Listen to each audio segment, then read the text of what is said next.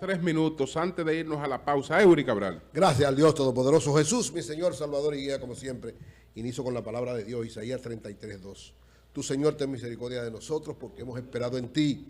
Sé nuestro brazo fuerte cada día y nuestra salvación en tiempos difíciles. Amén. Siempre el Señor es nuestra salvación y nuestro apoyo. Miren, mañana es 16 de agosto y se cumple un nuevo aniversario del 159 aniversario de la restauración de la República Dominicana.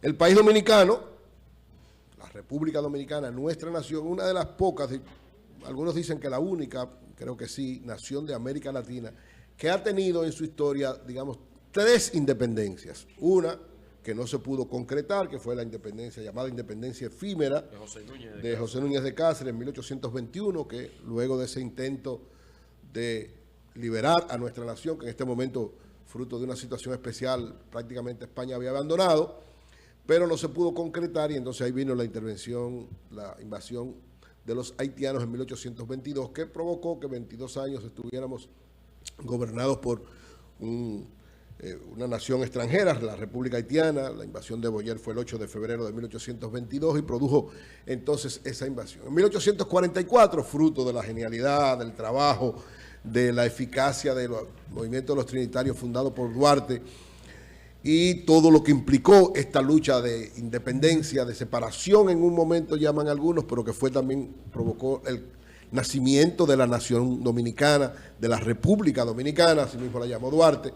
Entonces logramos, digamos, la primera república, la primera independencia que se logra, la segunda intentada, la primera que se logra. Y la tercera es la restauración. El 18 de marzo de 1861, Pedro Santana, que había sido un luchador por la independencia de 1844, pero que nunca creyó en nada de eso, sino que fue parte del movimiento logrado, pero que como jefe de los ateros, que era la parte importante desde el punto de vista económico y social en esa época, tenía mucha fuerza, influencia, pero siempre, desde un primer momento, compartió la idea de que había que buscar alguna nación del mundo que apoyara a la República Dominicana, contrario al planteamiento de Duarte de que nuestra nación tenía que ser libre de toda potencia extranjera o se hundía, como decía Duarte.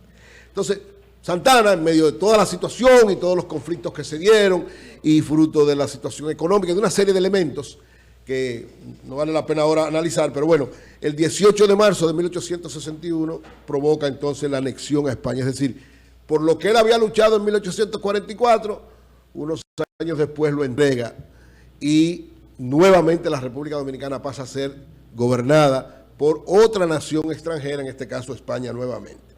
¿Qué pasa ahí? Se produce lo que es lógico, eso fue el 18 de marzo de 1861, el 16 de agosto de 1863, un grupo de patriotas dominicanos deciden terminar con esa anexión y nuevamente provocar la independencia. Esta sería la tercera independencia, dos logradas en 1844 y 1863, una que no se pudo lograr, la de 1821 de Núñez de Cáceres.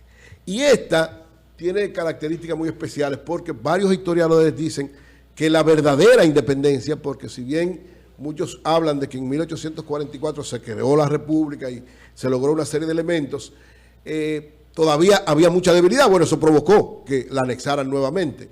Que la verdadera independencia, la que tiene la connotación más, de más fortaleza, es la restauración de 1863.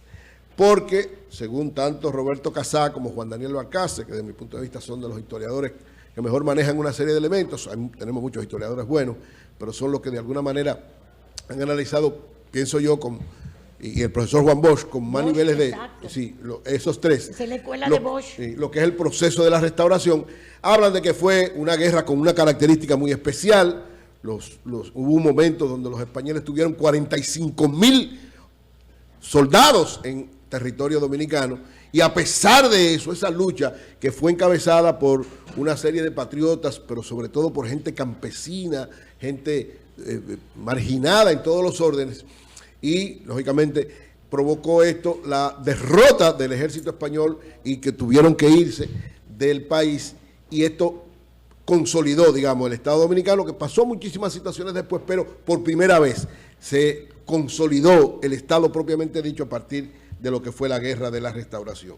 Y tiene elementos tan importantes como el hecho de que uno de los principales héroes, según el profesor Juan Bosch, la espada principal de la Restauración no es Gregorio Luperón, según Bosch, sino que es Gaspar Polanco. Una discusión histórica. Lógicamente los dos son dos grandes héroes. El que plantea eso es Bosch. Sí, no, y José Gabriel, y Bosch y... ¿Quién más? Hay otro historiador, ahora tengo el nombre, lo tengo aquí. El otro historiador que lo plantea es, le digo ahora, sí. Hay otro historiador que fue el que inició el planteamiento de que Gaspar Polanco era es el fundamental. Pero lógicamente la mayor parte de los historiadores establecen que no es Gaspar Polanco, sino que es Gregorio Luperón. ¿Cuál es la característica? Hay algo especial. Realmente Gaspar Polanco, desde el punto de vista operativo, fue incluso el ideólogo fundamental de todo, ideólogo y ejecutor de la batalla de Santiago en septiembre, que fue la que determinó, digamos, la derrota principal del ejército español. Sin embargo, hubo un hecho... Ideólogo, un hombre que no pensaba. No, ideólogo quiero decir militar, el pragmático. El pragmático. Él tenía una cabeza puesta. No, Gaspar Polanco, él no la usaba para pensar. Gaspar Polanco era analfabeto totalmente, eso iba a decir, que fue presidente de la República, es el único presidente dominicano que es totalmente analfabeto. Nunca fue a la escuela, no sabía ni siquiera escribir su nombre y los decretos los firmaba con una X. Pero era un batallador militar, incluso él fue parte del ejército restaurador en un primer momento. Él fue militar del ejército restaurador, pero luego se dio cuenta que había que defender a la patria de la que había nacido, se pasó al movimiento restaurador y de ahí en adelante se convirtió en uno de los jefes militares. Muy valiente. Parece genio militar. No, porque él era un genio militar absoluto. Incluso una de las cosas que provocan que su figura no haya sido tan, digamos, valorada fue un grave error que cometió, sobre todo por una situación política, que fue ordenar el fusilamiento de Pepillo Salcedo, que fue el primer presidente del gobierno restaurador. Ese es uno de la situación que pesa mucho en su figura histórica, y el hecho de que no fue un teórico, no fue un analista, sino que fue un pragmático que dirigió el ejército. Entonces, lógicamente, la restauración es, desde el punto de vista político y militar, uno de los acontecimientos históricos de mayor significación para consolidar lo que es la República Dominicana. Dice Hugo Tolentino, paso a paso y dolor a dolor se fue creando la nacionalidad dominicana. Hugo Tolentino. Una guerra extraordinaria, o sea, una guerra desde todo punto de vista extraordinaria, porque evidentemente el ejército español tenía una gran fortaleza y no pudo con la fortaleza de los dominicanos. Hasta el día de hoy. Lo valora, dice Roberto Casá, que deberíamos denominar a la restauración como la verdadera independencia de la República Dominicana y cada día enseñarla más en todos los órdenes, porque por lo que implica la restauración. Por eso ustedes ven que tiene la connotación República Dominicana. Tenemos dos momentos importantes desde el punto de vista histórico: 27 de febrero de 1844, 16 de agosto de 1863. Dos momentos donde la nación dominicana de alguna manera logra consolidarse, empezar a iniciar lo que somos como dominicanos y proyectarnos como tal. Y me parece muy importante porque ahora mismo estamos hablando de transformar de alguna manera lo que tiene que ver con la enseñanza en la República Dominicana. Y una de las debilidades que ha tenido el sistema de enseñanza en la República Dominicana es precisamente la enseñanza de la historia. En la primaria y secundaria, prácticamente lo que se enseña de historia, de ciencias sociales, nunca pasa, todavía nunca pasa, nunca llega ni siquiera a la primera intervención militar de 1916. Generalmente se queda en tiempo de Lilis, la mayor parte de la enseñanza de la historia que se hace en las escuelas primarias y secundarias. Y en la universidad, escasamente, algunos profesores, ¿verdad?, tal vez más adelantados, llegan hasta la época de Trujillo. Escasos historiadores. Entonces, dentro de la transformación que debe darse, lógicamente, la historia, enseñar la historia es un elemento, de mi punto de vista, muy importante, porque en la medida que usted no conoce lo que ha sido, es muy difícil entender lo que es y lo que puede proyectar ser. Entonces, por eso la importancia de la enseñanza de la historia. Lógicamente, ahora la enseñanza de la historia tiene un doble reto, porque si tradicionalmente puede ser muy aburrido hablar de acontecimientos históricos, porque a la gente ya no le interesa, lamentablemente, por todo lo que hay, por toda la modernidad y por todo lo que tienen los estudiantes ahora, cómo poder combinar la enseñanza de la historia con las técnicas modernas de enseñanza y sobre todo con las técnicas digitales. Y ahí asociar la enseñanza de la historia a lo que tiene que ver con imágenes, a lo que tiene que ver con elementos llamativos para los estudiantes es algo fundamental. Camarada, Y cuando hablamos... Tú tienes un gran aporte para hacerle al Ministerio de Educación, sobre todo en las básicas para la enseñanza de la historia. Esos documentales históricos que tú haces, no hay una mejor forma de que el niño entienda y comprenda los procesos que de manera didáctica, con gráficos, y tú se lo cuentas a través de imágenes. Esa es la idea. Eso es sumamente interesante y es por ahí donde se debe comenzar a enseñar la historia y otras materias, porque a los niños asumen lo que a ellos les gusta. Y los videos, los muñequitos, es una parte importantísima por donde la educación puede comenzar a dar pasos agigantados y que los niños comprendan lo que están viendo. ¿Con qué? Con los llamados dibujos animados y la historia por ahí, con esos documentales que tú has hecho, pueden ser tú donárselo a educación o que te lo compren porque eso tiene un costo y ellos tienen dinero, y que vayan a todas las escuelas, todos los que tienen el concepto histórico. Creo que por ahí podemos avanzar. Esa es la orientación precisamente. Y el problema de la historia es que primero hay que escribirla.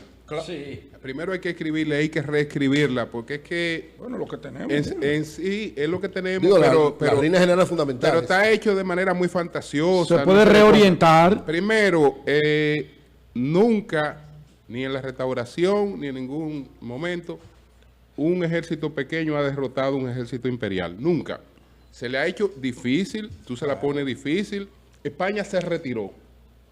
La verdad es que España anuló el decreto de anexión mucho antes de que la guerra terminara.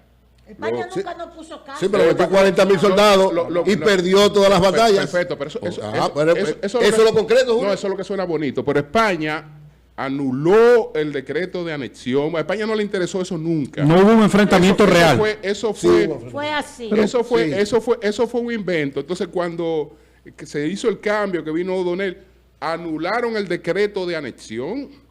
Anularon el decreto de anexión y decidieron irse de la República Dominicana. Sí, desde luego Julio, se fueron porque lo derrotaron. Si se quedan. Claro, si ellos derrotan el ejército dominicano, se quedan. Se van porque no les interesa y porque se le hizo caro. Lo que hace un país pequeño, lo que hace un país pequeño con un país grande es que tú le haces caro su presencia. Pero eso de que derrotó, eso no es verdad. Lo derrotó. Eso no es verdad. Julio lo derrotó. Eso no es verdad. Claro, Pero la versión de la mayor parte de los historiadores no hace que lo derrotó. No. Bueno, está bien. No, mi versión no, que no lo derrotaron. Lo derrotaron. Rendido no es una derrota. Derrota. Que no se peleara es otra. No, y pelearon. Pero no es la magnitud de una guerra. Señor, hubo Pero que no es la quemarse. magnitud de una guerra. España, esto no le interesaba a España. España nunca le interesó. Nunca le interesó la anexión. Otra cosa es. Aquí es que nace la guerra de guerrilla. También la explicación, todo el mundo le huye a la explicación de la anexión. Todo el mundo le huye a la explicación de la anexión. Que bueno, que era verdad lo del sentimiento que había mayoritario de incorporación a una nación extranjera, eso era verdad. Pero la anexión no es otra cosa que el fracaso al que nos llevó la lucha unipersonal. Porque la anexión se produjo sencillamente por la enemistad entre Buenaventura Báez y Pedro Santana. El rompimiento entre Báez y Pedro Santana fue lo que originó aquí la anexión a España, porque Pedro Santana ya incluso estaba fuera de juego, estaba en el exilio. Se produce la bendita revolución esta de 1958, cuando Báez trata de monetizar a los tabaqueros, etcétera. Los llamados liberales, eso que siempre se le presenta como muy limpio en la historia, para enfrentar a Báez traen a Santana. Traen a Santana, que ya está fuera de juego, lo traen de nuevo al juego político, y Santana, temiendo por el regreso de Báez, que si Báez regresaba perdía la cabeza, prefirió entregarle el país a España. Pero es por la lucha interna entre esos dos personajes que se da la anexión a España. Por más vueltas que tú le des, Julio. No son vueltas. No es vuelta, no es vuelta. Estudio de la historia. Estudio real de la historia. La realidad de la no es vuelta. Oye, no es vuelta. La realidad de la anexión es que Santana nunca creyó en la independencia de la República Dominicana. Nunca. Oye, Santana tenía su propia injerencia. Santana es un verdadero traidor. Es decir, que peleó. Es que él tenía sus intereses, Eury. Por más vueltas que tú des. Santana nunca creyó en la independencia. Pero lo trajeron. Esa es la justificación. Pero lo trajeron, él estaba fuera del juego. Está bien, pero no importa. Él estaba fuera del juego. Él no había producido eso, porque ya era un individuo en el retiro y fuera del juego. Pero el problema es que Santana lo traen para enfrentar a Báez, y él, por el temor, por lo que le había hecho a Báez, él temía, bueno, si este hombre llega, que por eso fue que fusilaron a Pepillo Salcedo. Un error de Gaspar Polanco. ¿Por qué? Un error de Pedro Santana la elección. Porque yo te voy a preguntar cuáles fueron las dos consignas las dos consignas más fuertes de la restauración. ¿Cuáles fueron? Viva Báez y viva la República. Pero por eso que fusilan a Pepillo Salcedo, lo fusilan por eso. Las dos consignas. Y había una cara más fuerte que la otra. Porque el primero era viva Báez y viva la República. Pero por eso esas eran las dos consignas de la restauración. El gran error de Gaspar Polanco es haber mandado a fusilar a Pepillo Salcedo porque creía que iba a traer a Báez. Bueno, entonces es un error. Entonces, de Pedro Santana, Santana, por más vueltas que tú des, es un traidor. El problema que entregó la nación por la que él luchó. Perfecto. Es una traición. Perfecto. La anexión de España es una traición de Pedro Santana y de todo lo que lo apoyaron. Perfecto. Y la restauración es una de las más hermosas páginas escritas por los dominicanos para liberar la República, por Dios. Perfecto. Entonces hay que celebrarla con amor. Y a traidores como Santana, que yo reitero, como lo dice Roberto Casá, es una vergüenza para la República Dominicana que esté en el Panteón Nacional el que traicionó a la República Dominicana entregándola en agosto. Señores, yo siempre digo, Santana tuvo un hijo en 1844. Bájale algo. Peleó por el país. Y cuando tenía 13 años, lo fusiló, lo mató. El hombre. Entonces, es un traidor. Sus intereses y sus circunstancias. La restauración de la República es el más hermoso homenaje a la valentía de los dominicanos que derrotaron a los españoles. Son las 8:22 minutos. El Gabinete de Política Social de la Presidencia. Ya está con nosotros Tony Peñaguaba. Julio lo dijo con mucha energía, la presencia de don Tony. Sí, así es. Vamos a conversar con él en breve, pero vámonos a una pausa. Cambio y fuera. Lo mejor de